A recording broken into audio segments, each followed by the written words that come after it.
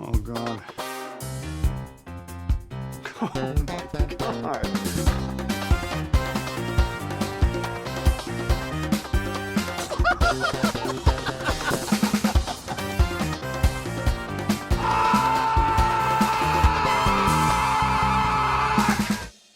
Look at how big my beer is. Ugh, it's so big. I mean, compared to your head, which is ginormous, that's a big beer. At 32 ounces. Woo. I just went and had happy hour dinner and drinks with my coworker, Alyssa, and we went to. I mean, since we're going to talk about pig today, this is kind of fitting because we went to like get fancy oysters and like fancy expensive food on happy hour that I generally can't afford. You went highfalutin. Yeah, they had a really zhuzhy like fucking White Castle burger, the steam burger, with like gourmet cheese. Did it give you gourmet shits like a White Castle burger? We'll That's see. the only true form. Yeah, exactly. If we have to stop halfway through the podcast, this podcast is now an unofficial race your body competition. Now the question is: were the little burgers square? Yes. Oh, okay. Did they have the holes in them? No, but it was steamed. It was a steamed burger. I do love a steamed ham.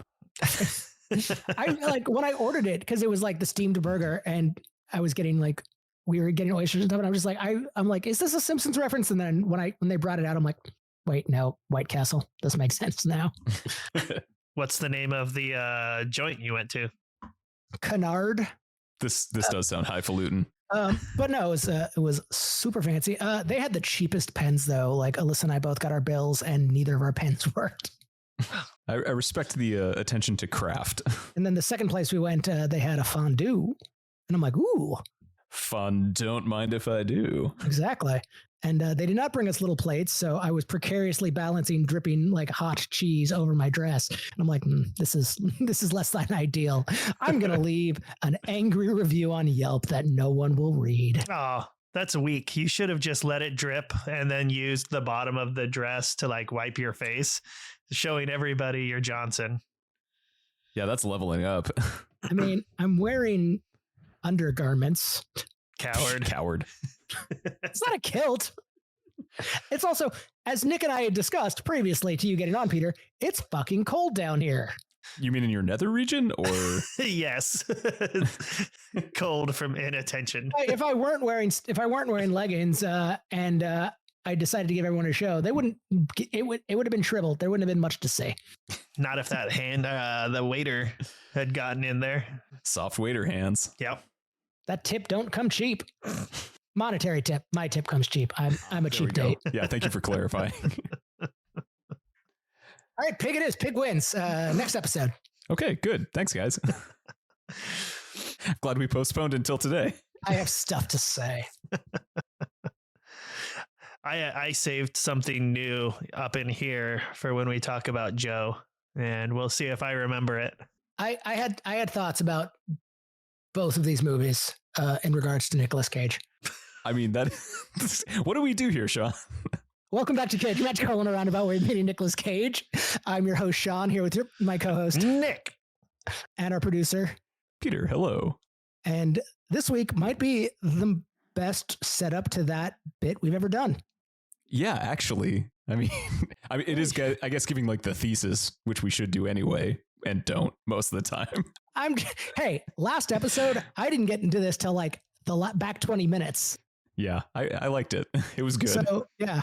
Hey, I'm impressed that it only took us almost 3 years to figure out how a podcast works, and we're almost done. I mean, we got most of it figured out. You need microphones, I guess headphones. They're called cans in the business, Peter. I love a good can. I do too. I've got a folded towel, just sitting here at the ready. When the waiter comes? Yeah. So I can put it over my waist for, discretion. Yeah, it's modesty. Yeah. I'm not fucking Pee Wee Herman out here.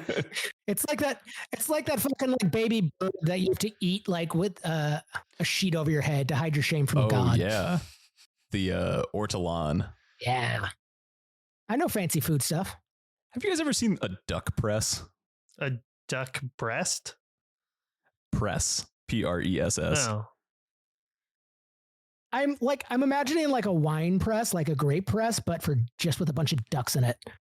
You like cook a duck and then you put it into this like medieval torture device that has like a whole bunch of screws and like cranks, and then it crushes and pulverizes the duck into a goo, and then I think you cook it somehow more than that, but I don't remember what else gets added to it, and then you eat that. It's like you had me at goo. So it's like a shittier panini press.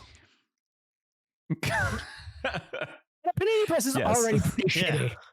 But what if you could liquefy your panini and eat it that way? That might be an upgrade, honestly, to a panini. That's just like, how many of us have owned a panini press? I've owned a George Foreman grill. If you count a George Foreman grill. And then you just put a book on top of it, and that's a panini press. Fucking Hornback once told me that every sandwich should be paninied. A panini press makes every sandwich better, and like the panini is the ultimate sandwich. I'm like, do you have a panini press? I'm like, and he said yes. And I'm like, how many times have you used it? And he's like, once. I'm like, that's everyone who's ever owned a panini press. Yeah, I mean, I think you can make a case that like a toasted sandwich is potentially superior, but okay, hold on. I want to say that Hornback using a kitchen appliance even once validates his existence. Nothing validates his existence. Not the panini press. Sorry. The panini press, yeah. Was it this podcast or just general chicanery when we came up with the paninis press? That seems like an orc. It was not this podcast, but it does seem like an auric. It's to get the ridges. So on this podcast, we talk about Nicolas Cage movies. Obviously. We started with a bracket of 64 films, narrowed it down to 32, then the Slick-teen. Now we're in the Master 8. But you got to say it faster. The Master 8. I don't get it. The waiter does. There we go. This week we are discussing Pig v. Joe, 2 movies that have 3 letters in the name. And beards. He's got a sidekick. He does have a sidekick in both. It is kind of like a buddy movie in both cases. And they both star Nicolas Cage. That you know, it's kind of sad that I immediately I didn't think of Amir. I thought you were referring to Handpan.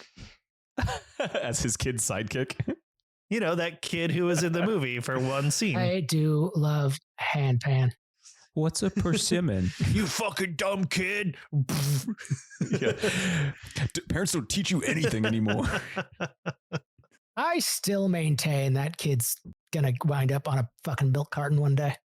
Yeah, I mean, the total lack of stranger danger is pretty troubling. Yeah. I mean, if a dude's in your backyard, he must be okay to talk to, though. Because why else would he be in your backyard? I come across my fair share of unhoused people in the city, and generally they've all been quite polite. There's only been one guy. He came in hot. I got to a bar after a dinner thing, and pretty much as soon as I got in there, the bar back / bouncer just like ran into the bar, like locking it behind him. And like this other guy just like came and like just slammed his hand against the glass and was like holding a Where's Waldo book up to it. Because he was excited about finding Waldo? I don't know. We were told the guy has a knife. He likes to show it to people, and they're like, we're just not dealing with it tonight. We're all like, fair. Not fair at all. Yeah, I think that's a reasonable choice. I want to see the knife. But I want to see if they found Waldo. It's just that dickhead who circles Waldo in Sharpie on every page. That shit bugs me. Do it at the dentist's office. Like, here you go, fuckers. Yeah. We all know that Nick was more of an odd law. I do love odd law. I also love finding the wizard. What was the dog's name? Waldog. Dogdo? Wait, say yours again, Sean. Dogdo? I don't think that's a good word. Yeah, obviously it's Dill Dog. No, you're thinking of the dog from Dilbert. Woof. His name was Woof. That doesn't follow convention. Dill Dog. It does not. What was Lady Waldo? Wenda. Yeah, that's rough. I'm pretty sure Waldo and Wenda are the same person. Waldo does have kind of an It's Pat sort of vibe. Yeah, I'm looking at a side by side right now. I mean, I'm the last person that can, fucking throw stones in regards to this. Yeah, for real. I think I found our next Halloween costume. Group Halloween costume. Make it a solo costume and just keep leaving the room and changing. It always bugs me when large groups of people all dress up as Waldo to go out on Halloween. No, you all dress up as almost Waldo. And you have one person dressed fully as Waldo. But everybody wants to be Waldo then. Only one person gets to be Waldo then. Yeah, that's the bit. Well, I don't think I want to do this costume with you. All right. Let's just all go as Hornback. I do want to do that costume. I want to be 2 hornbacks in a horse costume. But we have to both show up as horse butts. Yes. I love this movie. I absolutely adore this movie still to this day. I don't have much else to say about it other than it's great. It continues to be great. Yeah. One of these days I want to try. I mean, this doesn't have to be anything, but I just want to make the food from pig. Oh yeah. Oh yeah. That's a great idea. If it makes it to the final 2, we should have that be served at the movie theater. Sure. But only one item. Amir's disappointing French toast. It's like, sorry, I don't cook much. Yeah, exactly. Set off the smoke detector. I was just gonna bring one salted baguette. Yeah, actually, so the journey of Pig, it first went up against Left Behind. Got Left Behind. Maybe we got that one wrong. No, we did not. That movie is so terrible. I was thinking about that because I was re-listening to the episode, and the only thing that was funny about that was that Nick got to make a lot of Left Behind jokes, and she was left behind. Oh yeah, that never gets old. Honestly, I like thinking back on Left Behind, like all the weird piles of clothes and like the way she like took her brother's clothes and backpack and was like carrying it around like it was going to rehydrate into him or some shit. Yeah. And like all the clothes like falling out of the sky in the mall or whatever, like as if everybody was like, oh, I'm getting raptured. Now is the time for me to jump off this like sky bridge. And like, oh, pants. Woo! It's raining pants. I just think it's the parents who really didn't like those kids, and all of a sudden those kids are gone and they're celebrating. They're just like, yes! And they chuck the stuff in the air. Yeah, fuck your pants, Dad. I'm just thinking about how detrimental actual Christians who aren't assholes that would actually get raptured. And I don't think it's as many as Thanos' snap would take out. I don't think the economy would be hit that hard from a rapture 50% situation. 50% of the world. So yeah, that's Thanos true. had a pretty high. Plus his snap was universal. Yeah, but we're America. We don't care America about that. First. That's true. We always get raptured. What if God had it wrong or like had a speech impediment and instead of rapturing everybody, he raptured everybody and we all got turned into raptors? This is a Chuck Tingle situation. I am 100% here for that religion. You have just invented a new religion. Guys, Chuck Tingle is going to be at Emerald City Comic-Con this year. So if you need to like go meet Chuck Tingle, that's the time to do it. Love is real. That's what he says. I think. I've only listened to his podcast once or twice. It's pretty hilarious. So let's see. What is your favorite meal from Pig? Maybe the shitty takeout food that he gives to Edgar. I don't know that. What was that thing he made that in the first one? Was that a risotto? The rustic tart. It does look pretty good. Yeah, that looks good. That one looks pretty good. I want that. Yeah. I don't want to have to like live in a dirty cabin to make it. Like if I can just make that at home, that'd be great. Wouldn't be rustic. I mean, you could just start a fire in your courtyard and cook it out there. You do have to have hands washed only loosely in a river. Soap's overrated. Yeah, it's all about friction. I have an immune system. Get that waiter over What's here. it good for if I'm not putting it to work every once in a while? Need me some friction. Yeah. You need that farmer friend. Yeah, those callous hands will just blast the dirt right off. I need your help starting a fire. Yeah, just rub this stick between your palms. Oh, Yeah, imagine just one of those until it just sparks. Let's see. So it went up against Left Behind, The Frozen Ground, and 8mm. The Frozen Ground. Frozen Ground was a good. Yeah, that movie. wasn't too bad for like just a Nicolas Cage quote unquote thriller or whatever. Like in retrospect, it's like maybe a C+ as a film goes. Yeah. Oh yeah. But in terms of things that got eliminated, it wasn't that bad. No, it was pretty decent overall. And I mean, it did have 50 Cent in a wig, which is always a 10 out of 10. I forgot about that.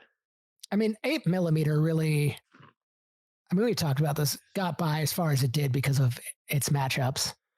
Not that it doesn't deserve to be remembered fondly, but.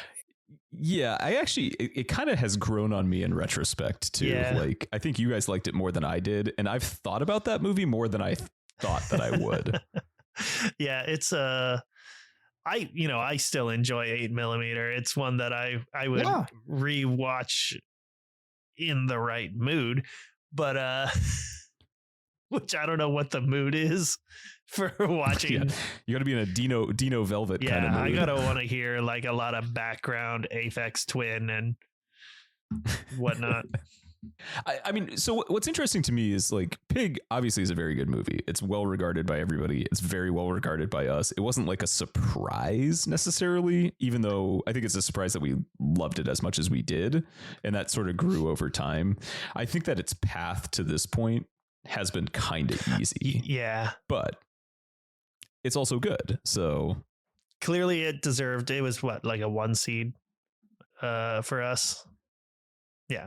Yeah. So it's the only 1 seed left in the race. Yeah. Correct. Yeah. It hasn't had any challenges up until theoretically this week. Yeah. Joe was much more hard fought to get here because Joe went up against some like good things. Joe's path was tough. I mean, I'm biased because I thought Zandali was great. I love Zandali. Not saying Zandali isn't great.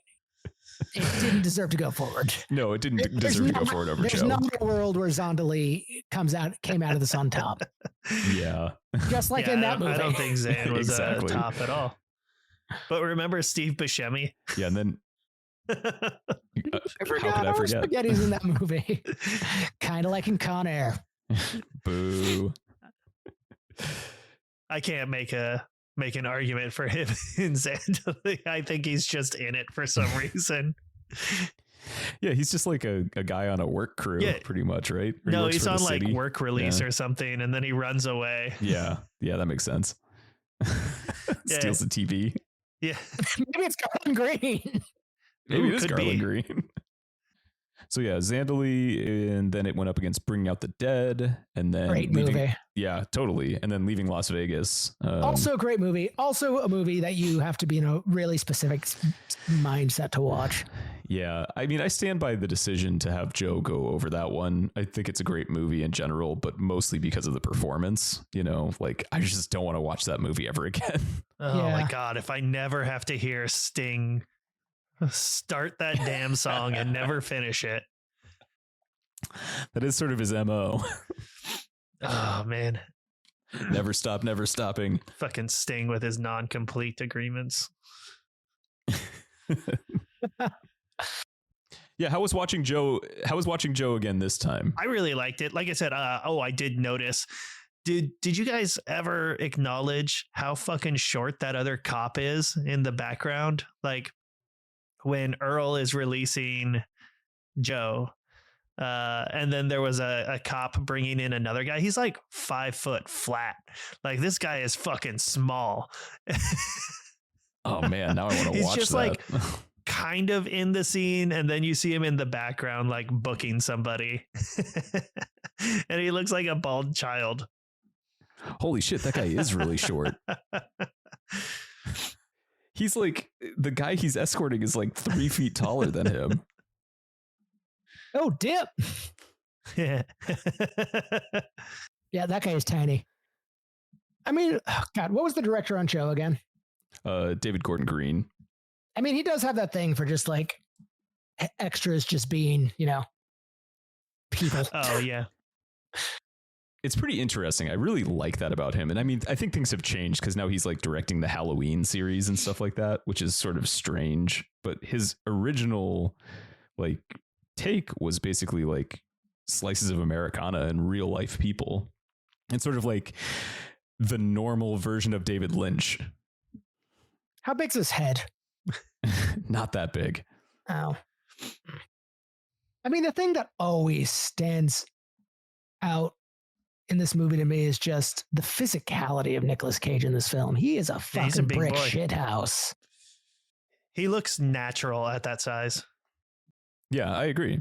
I remember the point I was going to make earlier that I completely forgot. It's just like, there's always that like view of like Nicolas Cage is this crazy guy, which, fucking he is. But like, I feel like in this genre, in like the serious category that we've set him up in specifically is where, I don't know if it's the directors, I don't know if it's just the roles he's picked for these, but like there's so much more of a commitment to so many of these characters, and like you really see the character actor work in like these in this category of the bracket in a way that I don't feel like you see outside of like maybe a Weatherman. Certainly in the movies we've chosen to move forward, I would not say he committed much to Left Behind.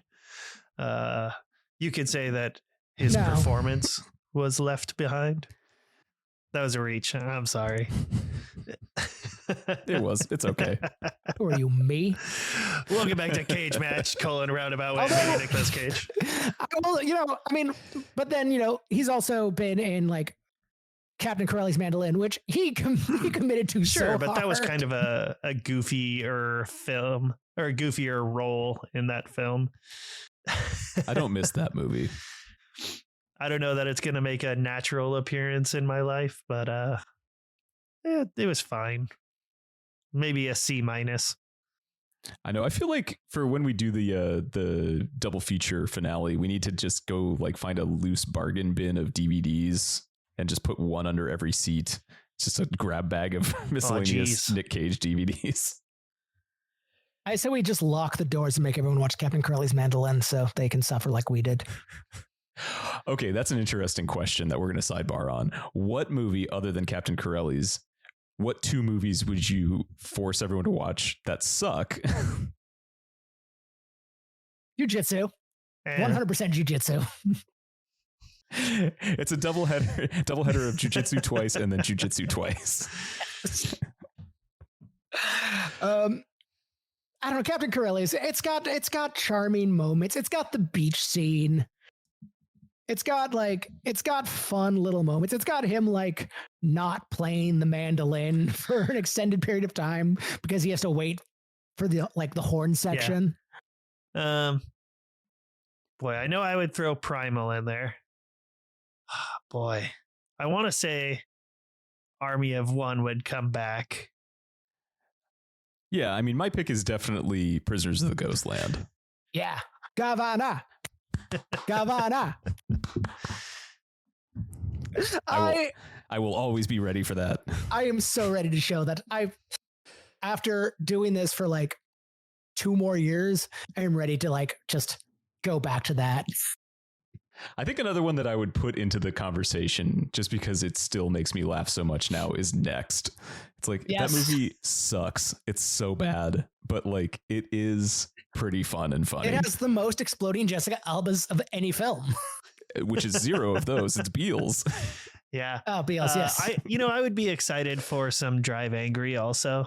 That scene of him getting laid and drinking and then getting into a gunfight while still getting laid was just too good. All right, so let's see, Joe. My favorite scene still has got to be the buddy montage. It's just so funny and it's so stupid.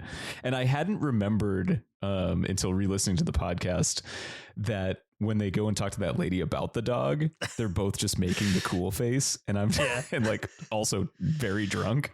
It's like, that is so funny to me.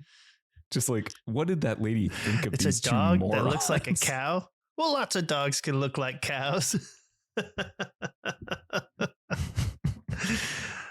I just love how Joe is just hitting on that lady too. It's like, oh, call me sometime. Oh yeah. It's like, let me write my number on this beer can, basically. While this drunk adolescent wanders around in your front yard. Yeah, don't worry about it. He's cool. Oh, and then she's like, asks Gary if he's driving, because clearly Joe was too drunk. It is really good. This movie is really good. The chemistry between Ty Sheridan and Nicolas Cage is terrific. Yeah, I mean, I think that's really what it hinges on, right? Like, if you had a crappier teenage actor or a not Nick Cage in this role, I just don't think it plays the same. I was coming into this kind of ready to be like, I don't like Nick Cage is great in this, but I was kind of ready to come into this just with, I don't know that this movie necessarily hinges on it being Nick Cage, but I just have like IMDb open up right now, and I'm just watching like little vignettes of Joe just out of the corner of my eye, and just every look, every little just Nick Cage smoking a cigarette. And I'm like, no, it has to be that face. It has to be that fucking guy. I don't think that people really understand it and appreciate how good of a physical actor he is. It's only something I'm coming to really kind of appreciate several hundreds of hours into this experiment. Yeah. Yeah, Nicolas Cage's physical performances are terrific. I think that's kind of like what his whole deal hinges on, like all of his freakouts, like they're big physical things that tie into the emotional experience that he's providing, but his physicality is just on point. And everything from like Gone in 60 Seconds, let's ride, to fucking Ghost Rider. But I mean, even beyond just like the memeable moments, I'm just looking at the cover of Joe and just like, the way he just holds his body, just like, it's so good. It's so like so many minor things that like the shadow of Nick Cage, the crazy man, I feel like really covers up, like for most people, how good he really is at his job. Yeah. Let's see. Any other new thoughts on Joe from either listening back to us or from watching it a fresh time? I'm still not, and this is just a personal gripe. I'm still not really sold on just like getting a bunch of non-actors to ad lib a bunch of lines. Oh yeah, like the workers and stuff. A lot of the like talk around Joe and just the Joe, Joe, like them saying Joe for every other word. I'm just like, it that's certainly far more evident when you've got subtitles on, because when it's just background patter, it's whatever. They do say his name a lot, but some of it I enjoy because, well, I've worked with people just like them. And so like the whole Slim Jim and salami conversation, that gets me. Oh yeah. There's some really funny, good ad lib stuff from that. Yeah. And I know it's all meant to like show a bit like a much more kind of like real feeling and down to earth thing, but I can, suspend disbelief. So it just distracts me from other things. And again, that's a personal gripe, and toned it down and cleaned up art a little bit of it. Just made it more background, but didn't have to be so direct. Yeah. Yeah, I think the only other thing about this movie that I like probably would change or reduce or adjust a little bit is his relationship with that woman who comes and stays with him for a period of time. Like, doesn't do enough for me. Yeah. And then she's just sort of gone. I mean, I think that just goes to show like this is just who he is to a lot of people. For sure. Like, even Ty Sheridan, he's just the one guy who kind of has his shit together, who feels responsible for other people. It seems like the only person he, like, aside from Gary, the only person he ever had any kind of like desire to be around was Merle. So just in regards to like getting here and just these kind of being the culmination of like what we've determined are his like serious films. I think in regards to like what comedy wound up being, there's a case that a lot of those probably could have worked their way in here. I don't know. Both these movies are so good for just his gravitas. Like I said earlier, I don't know if it's the director or just how much he cares about like these roles that just bring out these performances. I thought about the interview where he talks about doing Spider-Verse and how he kept doing the lines and, the director was like, give me more, until eventually like, oh, you just want me to go full Nick Cage. It's just like, so one, he's in on it, but like when we get those like really zany performances, it seems maybe at this point in his career, like a little more like that's what he's hired to do that. Yeah. Well, I mean, that was something that came up. God, I hate having to reference this in G-Force when he was like, oh, I can be anybody. I'll be the mole because then I can use a different voice and I don't have to just be Nicolas Cage. I can be Speckles. Yeah. Fuck. Speckles. Yeah. The nudes. That is also a movie I end up thinking about more than I should. Same. Fucking I was in the gym the other day and I could not stop just chuckling about the Croods too. Fucking the Punch Monkeys. Punch Monkey scene is great. I love that clip of them just shoveling food into their gobs. I was thinking about that. I completely forgot that we ever watched that movie. And no. That movie is a fucking. I mean, that that movie makes sense. slaps. That's I fine to enjoyed that say. movie so But much. to say So much more that than I movie thought I would. slaps is an insult to movies that indeed slap. Well, it slaps and it punches and it kicks. Probably bites. Not as bad as G-Force, but I'm still surprised though with like those like family animated films that like he still comes hard in the recording booth. That's quite a sentence, Sean. Going, oh, you want a full Nick Cage? All right. So, did you have other comparative thoughts for Joe and Pig? they both have food. They're both depressing, but end uplifting. I mean, yeah, neither of them end well for Nicolas Cage. I don't feel like he's come out ahead on either one. I think he comes out ahead in Pig. He makes a friend.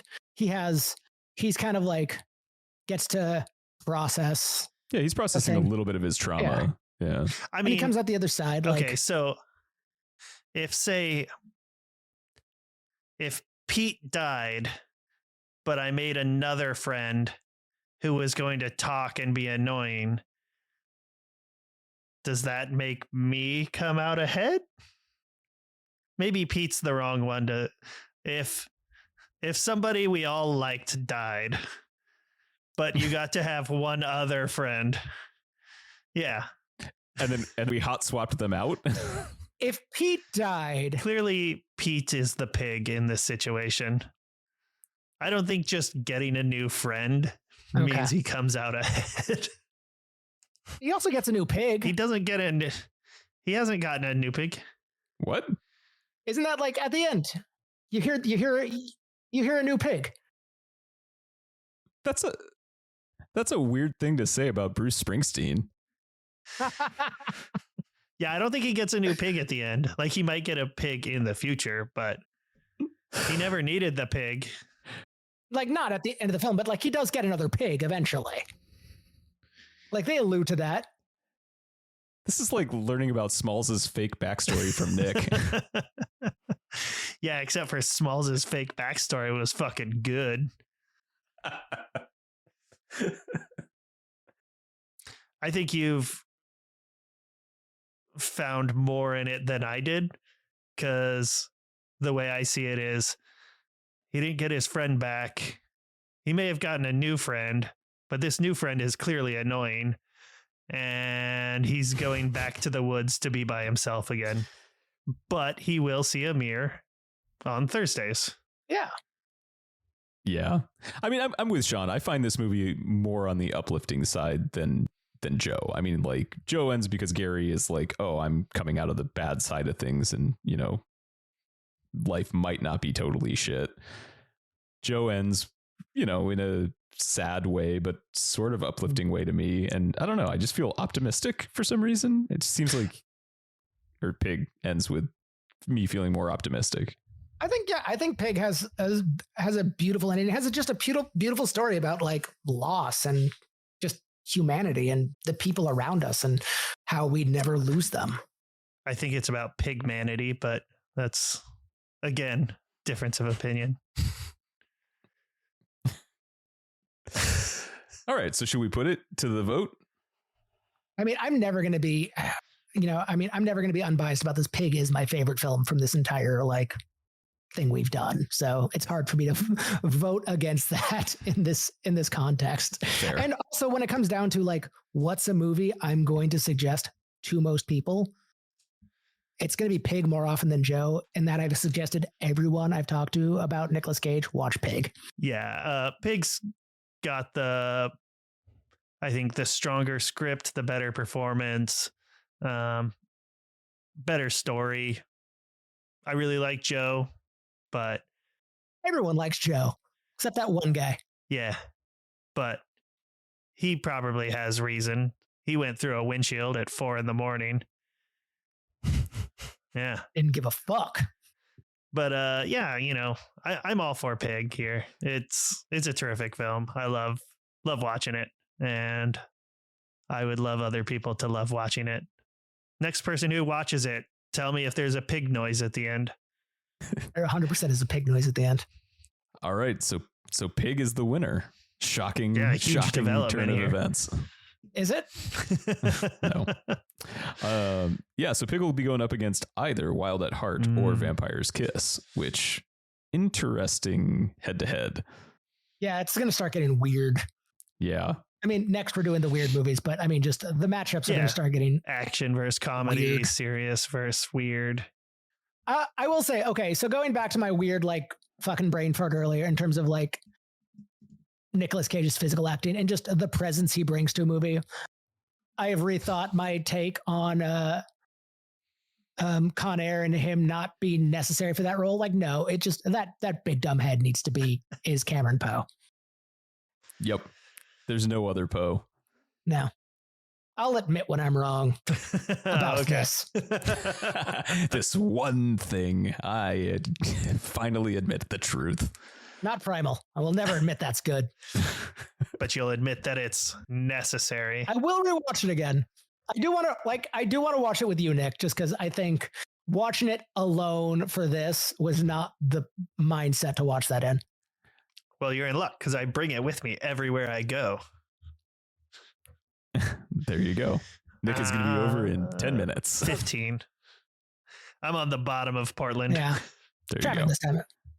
Well, you can come find us on social media at cage_match_pod or Patreon at cagematchpod. Thanks to our Sparkle buddies, Josh, Sean, Josie, Rico, Matt, Adam, and Bill, and to our cage dancers, Ira, John, Freeman, Lance, Nathan, and Cameron. Whew. Not my best. You can clean it up in post. I won't. Pigs have corkscrew penises. I thought that was ducks. They do too. Terrifying. Yeah. Nature isn't so cool and unique. Lots of animals have corkscrew penises. Raccoons have a bone in their wiener. Oh, the pigmanity.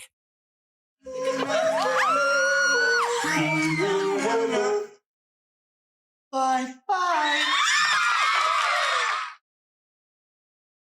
Yes. I still think it would be great if Wallace and I did a horse costume, like team dress up, and he could be the horse's head and I would be the horse's ass, but he's only a foot tall, so it would be hilarious.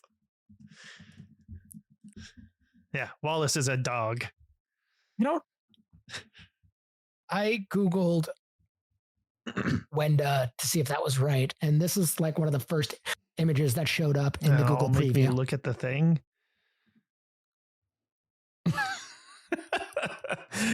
So, dear listener, it is Wenda sitting on the toilet, waving happily. Oh, good. I'm glad I didn't click on that. That's lovely. Yeah, I'm on hotel Wi-Fi. I don't need them knowing I'm looking at that shit. I think a rough one that would be like a lock the door and everyone would have to suffer is Bangkok Dangerous. That movie's just so boring. I mean, Zandali. And it's like just in the middle of the most mid. No, Zandali's a good secret one. What, you don't want to show anybody? Yes, it's for me only. That's my precious. Yeah, no, mid is the best way to describe Bangkok Dangerous. Like, y'all shat on it so much, and I'm just like, this movie is so. It is what it is, which is ultimately nothing. Yeah, like it's not. Like, that's the problem. It's not bad and it's not great. It's just fucking. It's just nothing. Yeah, it's lukewarm tap water. It's yesterday's tap water.